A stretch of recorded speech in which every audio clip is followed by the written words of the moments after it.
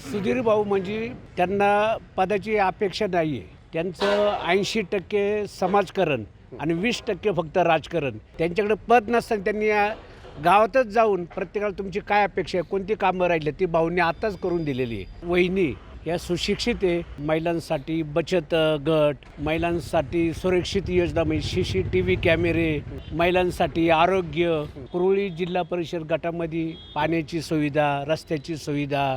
मशाल तर 100% निवडून येईल असा आम्हाला आत्मविश्वास आहे. कारण का भाऊंचं निस्वार्थी काम आहे आणि त्यात वहिनींना स्वतः त्यांना राजकीय वारसा लाभलेला आहे आणि त्याचा निश्चितच या जिल्हा परिषद गटाला कुरुळी आळंदी ग्रामीण मतदारसंघाला निश्चितच फायदा होईल असा आम्हाला आत्मविश्वास आहे. त्यांना माऊलीचा आशीर्वाद आहे, आमच्या ग्रामदैवत रघुनाथबारांचा आशीर्वाद आहे आणि लहानापासून तर वृद्धापर्यंत सर्वांचं आवडते नेतृत्व म्हणजे सुधीर भाऊ मुंगसे.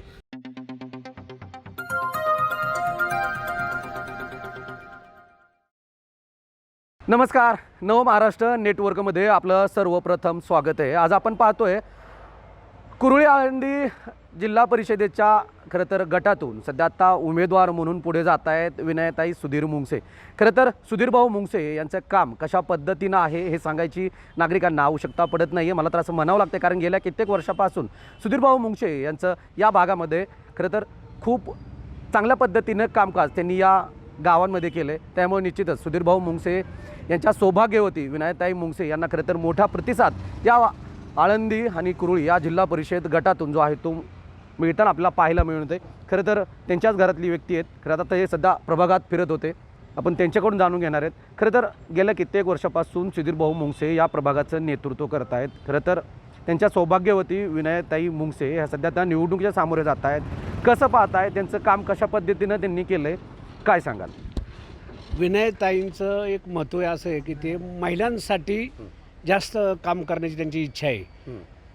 महिलांसाठी बचत गट, महिलांसाठी सुरक्षित योजना म्हणजे CCTV कॅमेरे, महिलांसाठी आरोग्य, परत गावातील म्हणजे ह्या कुरुळी जिल्हा परिषद गटामध्ये पाण्याची सुविधा, रस्त्याची सुविधा, तरुणांना रोजगार जास्त त्यांचं. कारण स्वतः वहिनी या सुशिक्षित आहे, त्यांचे आई वडील त्यांना तो राजकीय त्यांचा तो अनुभव आहे, त्यांना वसा आणि वारसा पुढे चालू ठेवला वसा आणि वारसा त्यांना लाभलेला आहे आणि त्याचा निश्चितच या जिल्हा परिषद गटाला फायदा होईल असा आम्हाला आत्मविश्वास वाटतो.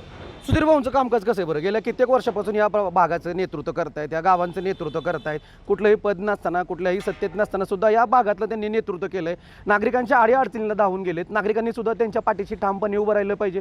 सध्या आता त्यांच्या सौभाग्यवती निवडणुकीच्या रिंगणात आहेत. कसं पाहता? सुधीर भाऊ म्हणजे त्यांना पदाची अपेक्षा नाही आहे. त्यांचं 80% समाजकारण आणि 20% फक्त राजकारण. त्यांनी या जिल्हा परिषद गटाचं काय या खेड तालुक्यात प्रत्येक गावी त्यांनी भेट दिलेली आहे. प्रत्येक गावात जाऊन त्यांनी तरुणांची परिस्थिती विचारली, गावातल्या अडचणी विचारलेल्या आहे. त्यांच्याकडे पद नसताना त्यांनी या गावातच जाऊन प्रत्येकाला तुमची काय अपेक्षा आहे, कोणती कामं राहिली ती भाऊंनी आताच करून दिलेली आहे. भाऊंचं काम खेड तालुक्यातच सगळं गाजतंय. खेड तालुक्यासाठी खरं तर त्यांनी आमदारकीसाठी सुद्धा ते सज्ज होते. खरं तर काही कारणास्तव तो त्यांनी माघार घेतली आणि खरं तर म्हणजे बाबाजी काळे यांचा प्रचार केला आणि बाबाजी काळे यांना सुद्धा मोठं मताधिक्य या भागातून त्यांना निवडून दिले. निश्चितच हा शिवसेनेचा बालेकिल्ला आहे, शिवसेनेचा बालेकिल्ला राहील. निश्चितच मशाल पेटेल पुन्हा एकदा इथे. मशाल तर 100% निवडून येईल असा आम्हाला आत्मविश्वास आहे. कारण का भाऊंचं निस्वार्थी काम आहे आणि त्यात वहिनींना स्वतः त्यांना राजकीय वारसा लाभलेला आहे आणि त्याचा निश्चितच या जिल्हा परिषद गटाला कुरुळी आळंदी ग्रामीण मतदारसंघाला निश्चितच फायदा होईल असा आम्हाला आत्मविश्वास आहे. नागरिकांनी काय लक्षात घेऊन मतदान केलं पाहिजे? नागरिकांनी हे पाहिलं पाहिजे की ह्या कुठल्या पक्षाचे न पाहता ह्यांनी आपल्यासाठी काय काय काम केलेलं आहे हे महत्त्वाचं आहे आणि त्या कामाची दखल घेऊन त्यांनी विनयताईला 100% निवडून दिलं पाहिजे आणि मशालला मतदान दिलं पाहिजे असं आम्हाला वाटतंय आणि निश्चित त्यांचा विजय होईल असं वाटतंय. नक्कीच नक्की होतील, 100% विजय. 100% विजयी होणार. त्यांना माऊलीचा आशीर्वाद आहे, आमच्या ग्रामदैवत रघुनाथबारांचा आशीर्वाद आहे आणि लहानापासून तर वृद्धापर्यंत सर्वांचं आवडते नेतृत्व म्हणजे सुधीर भाऊ मुंगसे. त्यांना लहानापासून तर वृद्धापर्यंत सर्व त्यांची इज्जत करतात आणि ते सुद्धा आहे ना रस्त्याने कोणी चाललं तरी त्याच्यासाठी गाडी थांबवतात. सुखदुःखात सहभागी जातात. सुखादुःखात तर त्यांचे सहभागी पहिल्यापासून आहे. त्याच्यामुळे नागरिकांनी सुद्धा पाठीशी उभं राहिलं पाहिजे. नागरिकांनी जरूर त्यांच्या पाठीशी उभं राहिलं पाहिजे. अर्ध्या रात्री फोन केला तरी भाऊ फोन घेणारी व्यक्ती विनयताई सुधीर भाऊ मुंगसे निश्चित विजय होईल असा आम्हाला सर्व ग्रामस्थांना ठाम विश्वास आहे. नक्कीच.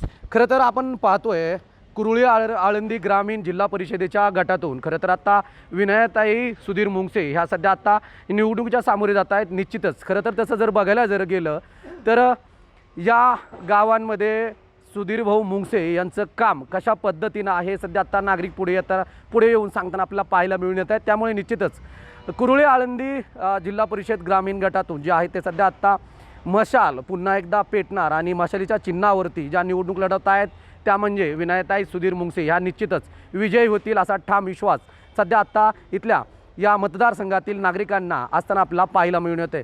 त्यामुळे निश्चितच आमच्या या सर्व मतदारसंघातील अशाच रोखठोक मुलाखती पाहण्यासाठी आमच्या फेसबुक पेजला फॉलो करा. यूट्यूबवरती जाऊन देखील सबस्क्राईब करायला मात्र विसरू नका. विकास चौधरी, आळंदी, कुरुळी.